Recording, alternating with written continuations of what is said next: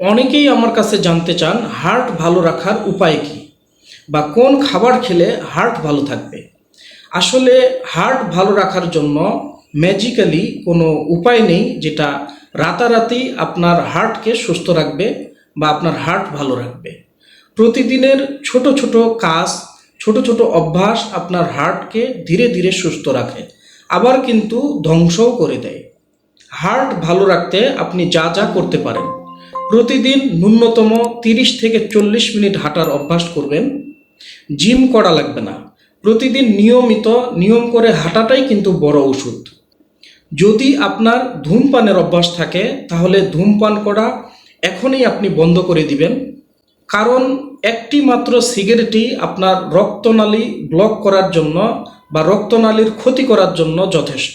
মনে রাখবেন, মাঝে মাঝে খাই বলেও কিন্তু অনেক মানুষই আইসিইউতে থাকে। যদি আপনার তেল চর্বি জাতীয় খাবারের প্রতি আকর্ষণ থাকে তাহলে আপনি এখনই কমিয়ে দিন, অথবা যদি সম্ভব হয় বন্ধ করে দিন।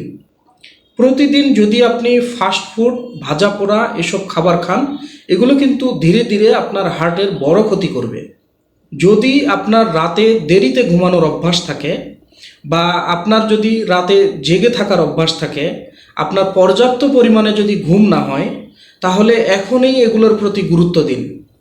এগুলো কিন্তু হার্টের উপরে মারাত্মক চাপ ফেলে।